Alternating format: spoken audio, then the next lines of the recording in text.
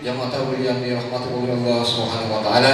Insyaallah pada malam kelima Ramadan ini akan kembali dibangun oleh Al-Mukarram Muhammad Yusuf S. Sosi. Kepada Ustaz dipersilakan dengan hormat.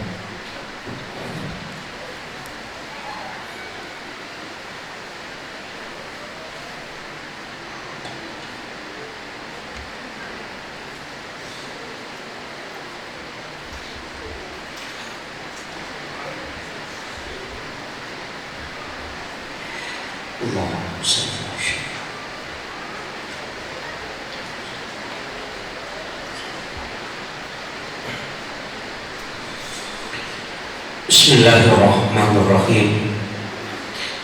Assalamualaikum warahmatullahi wabarakatuh. Alhamdulillahirabbil alamin. Wassalatu wassalamu ala asyrafil anbiya'i wal mursalin sayyidina wa maulana wa habibina wa syafi'ina wa ala alihi wa ashabihi wa sahabatihi ajma'in. Allahumma salli ala sayyidina Muhammadin tibbil qulubi wa dawaiha wa afiyatil abdani wa shifaiha wa nuril absari wa liyaiha wa ala alihi wa sahbihi wa sallim. Jamaah salat Isya yang insyaallah dirahmati dan dimuliakan oleh Allah Subhanahu wa taala. Alhamdulillah, kemarin malam saya bahas tentang zikir yang disebutkan oleh Rasulullah, zikir yang paling berat timbangannya. Dari semua ibadah yang diperintahkan oleh Allah, itu sebenarnya masing-masing ibadah itu memiliki tingkat khususiyah masing-masing. Makanya kalau kita bicara tentang puasa, jadi puasa itu memiliki tingkatan. Ada memang puasa-puasa khusus yang nilai pahalanya itu luar biasa. Begitu juga dengan ayat-ayat Al-Quran. Ada surah-surah tertentu yang di dalam Al-Quran itu dikhususkan oleh Allah. Bahkan ada ayat-ayat khusus itu tidak sama dengan ayat-ayat yang lain jika disesuaikan dengan kedudukannya di hadapan Allah Subhanahu wa taala. Begitu juga dengan nabi dan rasul. Ada nabi yang diistimewakan oleh Allah, yakni Rasulullah. Malaikat ada yang dikhususkan. Hari-hari juga demikian, bulan juga begitu, waktu-waktu juga begitu. Bahkan tempat juga.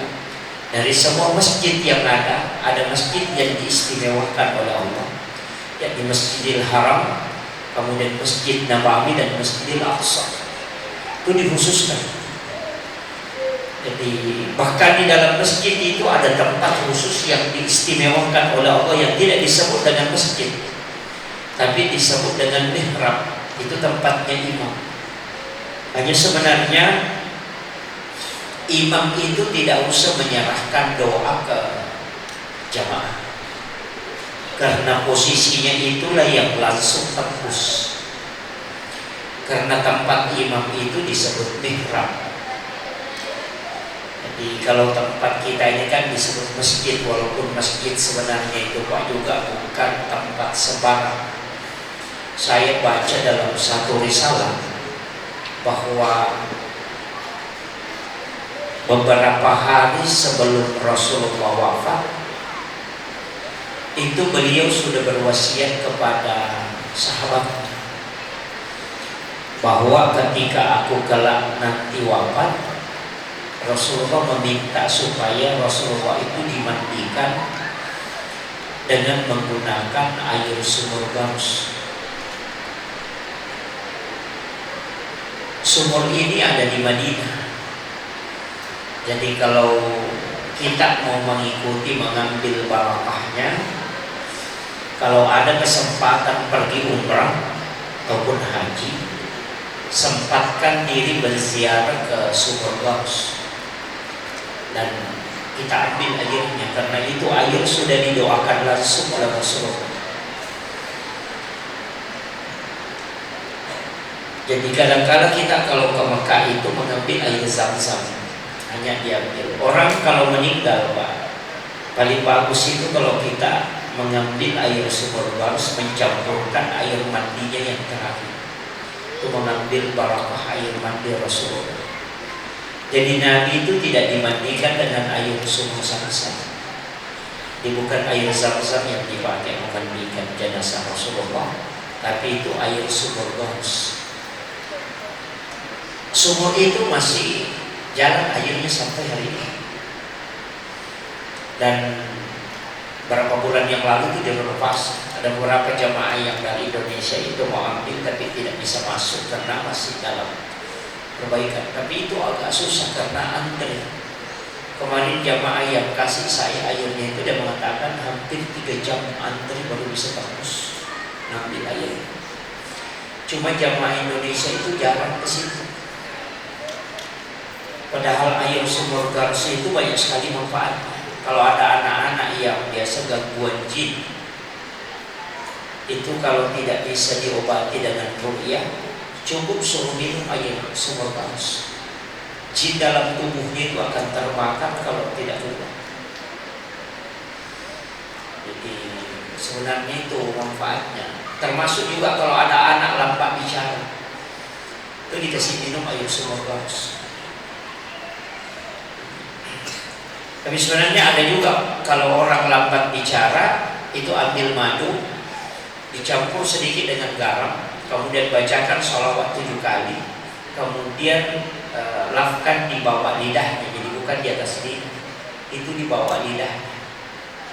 Bacakan sholawat 7 kali di hari Jumat, sekitar jam 10, jam 11 kalau ada anak lambat bicara, itu obatnya. Jadi ambil madu, kemudian garam disegarap halus, kemudian disapukan di bawah lidah. Itu obatnya. Kalau ada anak lambat bicara, biasanya kan ada anak sudah 5 tahun itu belum bisa ngomong. Sebenarnya itu faktornya karena ketika berhubungan itu istrinya ngantuk. Makanya kalau orang berhubungan kemudian ngantuk itu tidak bisa bicara itu orang. Lama baru bisa bicara. Itu karena Rasulullah sunnahkan kita berwudu itu sebelum berhubungan supaya menghilangkan ngantuk.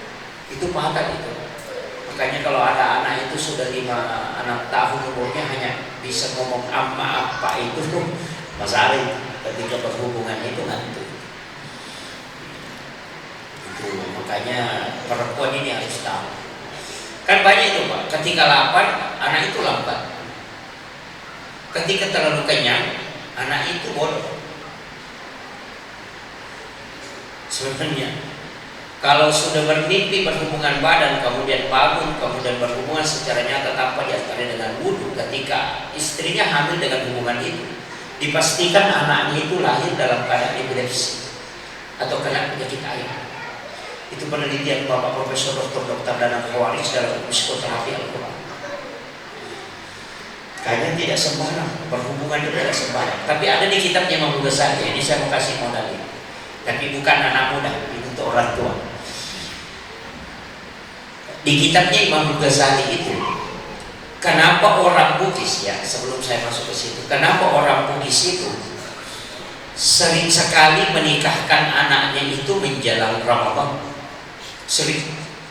Rata-rata orang Bugis biasa 1 minggu sebelum Ramadan itu pesta pernikahan ramai. Kan gitu. Bahkan ada yang 3 hari sebelum masuk Ramadan itu masih mengadakan pernikahan. Padahal kalau kita wanti-wanti itu kan bahaya. Kan bahaya kan? Nah, nanti kalau misalnya berhubungan di siang hari kalau tidak bisa tahan, itu patah itu. Itu mesti puasa 2 bulan 60 hari kan? 2 bulan berturut-turut, itu patah itu. Tapi yang disuruh puasa itu cuma laki-laki, perempuan enggak. Jadi orang yang berhubungan badan di siang hari itu perempuan tidak kena kafarah, hanya laki-laki. Jadi saya pernah tanyakan itu ke Pak Presiden, kenapa sama-sama kan melanggar? Laki-laki perempuan sama-sama melanggar. Kenapa kok perempuan ini yang tidak disuruh ganti, laki-laki yang disuruh ganti? Dia cuma ngomong begini, itu parang kalau tidak lurus tidak masuk di sarungnya. Makanya disalahkan itu parangnya, bukan sarungnya. Itu, itu kan gitu. Jadi makanya yang kena kafarat itu laki-laki. Apa yang disampaikan Imam Ghazali dalam kitab itu, dalam kitab Ihya Ulumuddin, bahwa ketika selesai berbuka puasa hanya minum air putih, tidak makan apa-apa. Pas selesai berbuka kemudian berhubungan badan dengan pasangan. Ketika istri bisa hamil, maka besar kemungkinan anak itu nanti jadi seorang ulama. Itu pesannya Imam Ghazali. Tapi kalau Pak Imam jangan coba-coba, ditunggu di masjid. Salat maghrib. Jadi itu hanya minum air putih. Kenapa? Itu ada 5 alasan. Yang pertama, syaitan itu kan sudah diikat, tidak mungkin mengganggu. Yang kedua itu doa waktu di situ paling mustajabah. Kemudian yang ketiga, engkau berada pada bulan yang penuh dengan barakah. Semua ibadah itu dibarakah. Kemudian yang keempat, belum ada dosa yang kau lakukan setelah melakukan ibadah yang paling dirindukan oleh Allah. Dan itu ibadah paling rahasia itu dalam puasa. Kemudian keistimewaan yang kelima, waktu di saat berbuka itu pintu langit terbuka. Tapi hati-hati Pak, nanti tidak pergi sholat maghrib, itu jadi masalah. Saya kasih tahu, hanya minum air putih, tidak makan apa-apa, kemudian berhubungan. Ketika istri bisa hamil, Imam Ghazali mengatakan itu kemungkinan besar anaknya bisa menjadi seorang ulama. Itu kan tidak mudah, kan? Jadi ini saya sampaikan berdasarkan di kitab. Jadi kalau mengatakan nanti ada seperti itu pendapat, yaitu pendapatnya Imam Ghazali, ya. Itu penelitian para ulama. Itu ulama itu tidak ngomong seperti itu. Hujatul Islam Imam Ghazali adalah seorang wali Allah. Tidak mungkin ngomong seperti itu tanpa memiliki dasar yang kuat. Tadi alasannya itu yang 5. Kemudian saya akan mengatakan ayat sumur gars. Sumur gars itu Pak, ketika dipakai memandikan jenazahnya Rasulullah, itu airnya tidak jatuh ke tanah. Setiap disiramkan ke tubuhnya Rasulullah, justru air itu berputar naik ke langit. Dan nanti setelah Rasulullah dimakamkan di hari Jumat pertama setelah pemakaman Rasulullah itu, hujan turun. Ada ulama mengatakan itu langit menangis. Seluruh tempat di dunia ini itu hujan. Dan air mandi Rasulullah itu mengikuti tetesan air hujan yang turun di waktu itu. Dan di mana turun satu tetes air mandi Rasulullah, pasti di tempat itu akan dibangun masjid ataupun mushola. Dan tidak akan terjadi kiamat kecuali semua tempat yang pernah ditempati menetes air mandi Rasulullah, bekas air mandi Rasulullah, itu ditempati masjid dan mushola. Makanya semua tempat yang ada masjid mushola itu sebenarnya sudah ada tetesan air mandi Rasulullah jatuh ke situ. Kayaknya itu tidak sembarang. Kayaknya kenapa nanti disampaikan bahwa di akhir zaman itu masjid itu akan berdempet-dempetan. Saking banyaknya masjid itu. Sekarang Pak juga sudah. Di Sidrap itu ada masjid hanya jarak 50 meter. Di Parepare itu kalau di jalan poros itu tidak bisa lihat. Balik ke sini masjid, langsung balik ke sana masjid, itu tidak cukup 50 meter. Iya. Sekarang, tapi jangan harap mengatakan kalau di kampung itu banyak masjid imannya orang bertambah, tidak. Kami punya ulama, Guru Taki Haji Abdul Muhyiddin Yusuf, Presiden Reng itu apa dia bilang, jangan katakan kalau di kampung itu banyak masjid imannya orang di situ bagus, justru itu lemah. Kalau di kampung itu banyak masjid berarti imannya orang di situ lemah. Kenapa? Karena dia tidak mampu jauh jalan pergi berjamaah, makanya dia bikin masjid dekat. Itu kata beliau, ya kan? Jadi bangun masjid dekat itu karena tidak bisa pergi berjamaah jauh. Padahal pahala yang paling bagus itu ketika jauh berjalan. Makanya Nabi mengatakan rumah yang paling bagus adalah yang jauh dari masjid, yang dekat dengan kuburan. Nah, itu rumah yang paling bagus. Jadi kalau ada orang bangun rumah pas di samping kuburan dan jauh dari masjid, itu rumah yang paling bagus. Kalau ada yang mau jual, cepat beli, Pak. Itu rumah. Ya. Kalau kita justru sebaliknya, kalau ada rumah dekat kuburan, tidak ada yang mau beli. Tapi kalau dekat masjid, langsung berlomba-lomba. Kenapa? Karena rumah yang di dekat kuburan itu selalu mengingatkan kita tentang kematian. Sedangkan rumah yang jauh dari masjid itu karena jauh kita berjalan sehingga banyak pahala yang kita dapatkan. Jadi itu hakikatnya begitu. Nah, makanya orang yang jauh rumahnya dari masjid itu setiap satu langkah kata Nabi itu satu dosa digugurkan dan satu pahala ditambah dan satu derajat diangkat. Jadi kita harus dapat 3 itu. Dosa dihapuskan, pahala ditambah, derajat diangkat. Itu satu langkah. Makanya orang yang tinggal di depan masjid sini itu rugi betul itu. Karena 3 langkah saja baru masuk ke masjid. 3 dosanya terhapus dan masuk masjid. Kan begitu. Tapi yang jauh itu kan enak. Ya. Makanya dekat-dekat ini mutar dulu di pasar baru masuk ke sini. Itu kalau mau dapat banyak. Tapi Nabi kan ada sahabat kan begitu. Nabi bilang, saya bisa mengangkat rumahku untuk menggeser supaya jauh dari masjid Rasulullah. Nabi katakan tidak usah, cukup di situ aja. Kau datanglah cepat ke masjid, karena duduk tafakkur di masjid itu 1 jam itu masih lebih mudah daripada sholat sunnah 1000 rakaat. Nah, makanya orang yang dekat rumahnya dari masjid datang cepat. Tapi kebalikannya kayaknya ya, justru yang dekat itu nanti kawal orang baru lompat. Semua itu jadi masalah juga itu. Jadi memang agak berat ya. Makanya dalam agama itu ya, itu kalau kita mengejar pahala ya susah kan. Karena saya sering mengatakan, tapi ya alhamdulillah kita sudah bersyukur kalau sudah melangkah ke masjid, itu yang paling syukuri. Cuma saya minta kalau ke masjid berwudu di rumah, jangan pakai tanpa wudunya masjid. Rugi betul kita kalau berwudu di masjid. Rugi betul. Rasulullah sudah menyampaikan, siapa yang berwudu di rumahnya kemudian berjalan menuju ke masjid untuk menunaikan sholat fardu, maka setiap 1 kali perjalanan itu sama dengan ibadah haji, kata Nabi. Dan akan dibangunkan kamar di dalam surga itu dengan 60 kamar istana di dalam surga. Setiap 1 kamar itu dengan sejauh mata memandang, kata Nabi. Makanya itulah sehingga Imam Malik walaupun dekat dari masjid, kalau dia batal wudunya jalan kaki pulang itu, kembali lagi berwudu baru kembali lagi ke masjid. Itu Imam Malik demi mengejar pahala itu. Jadi usahakan di rumah kita berwudu baru menuju ke masjid.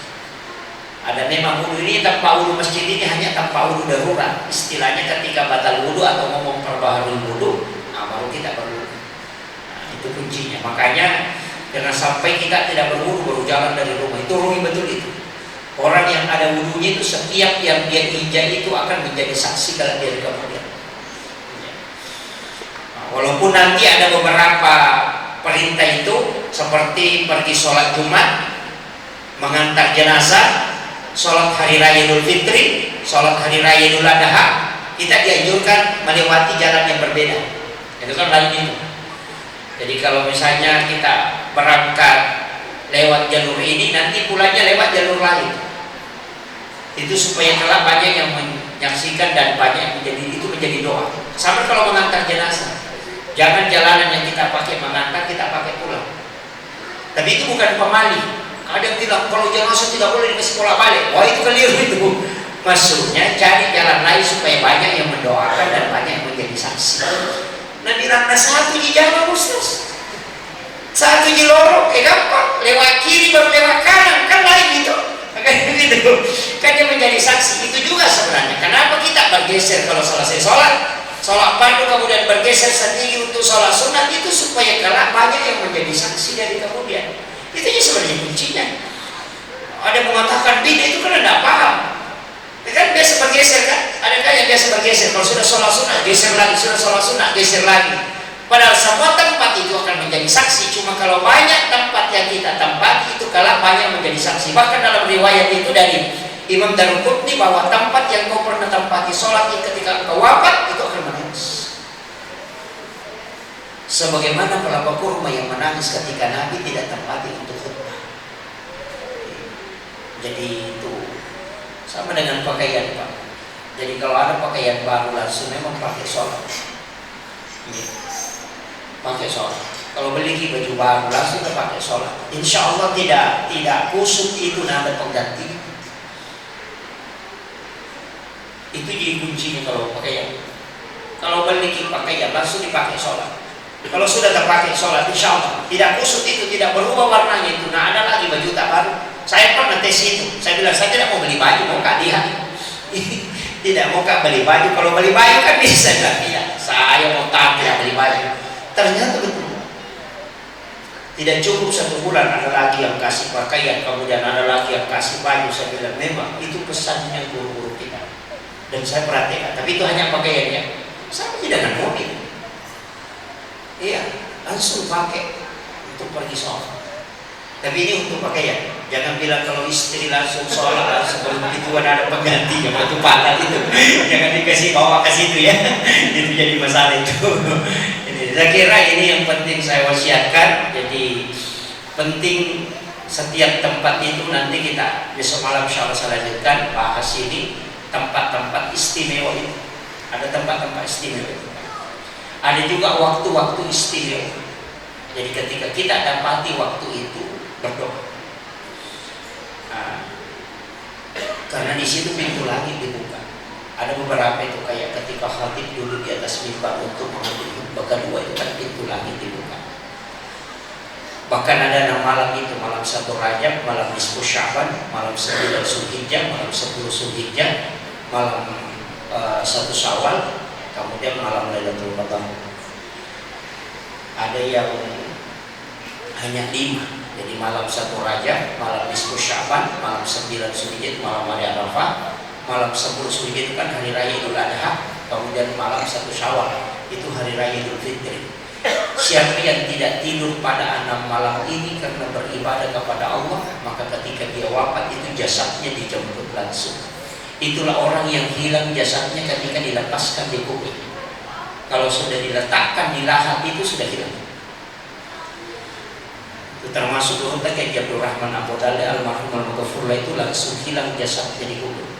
Yang memakamkan itu kan guru kayak Fathuddin Soekarno, guru kami di pesantren, dan itu yang disampaikan langsung.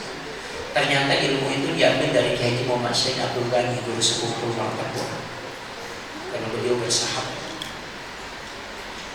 Makanya wasiatnya itu ketika mampu tidak tidur. Jadi bukan ustaz. Kalau ustaz itu kan agak susah Pak, karena Idul Fitri Idul Adha kan mau lebaran kan, itu paling susah. Mau pergi khutbah baru tidak tidur 1 malam. Wah itu balasannya jadi kan gitu. Nah, kecuali kita punya amalan khusus. Ya. Kalau punya amalan khusus itu bisa tidurnya hanya 1 jam dalam 24 jam. Itu ada amalan khususnya. Dan supaya tidak tidur dan juga tidak banyak makan. Gitu. Ada memang. Tapi tidak usah belajar itu, nanti istrinya marah-marah. Makanannya tidak dihabisi. Gitu. Jadi ada. Kalau nanti biasanya dipakai itu di 10 terakhir Ramadan seorang makan. Saya kira ini yang insyaallah besok kita lanjutkan. Ini yang penting saya sampaikan. Hujan tadi ya. Saya kasih tahu satu doa itu Allahumma sayyiban nafi'an. Itu yang dibaca ketika kita mau kena air hujan. Baca itu Allahumma sayyiban nafi'an supaya air itu menjadi obat.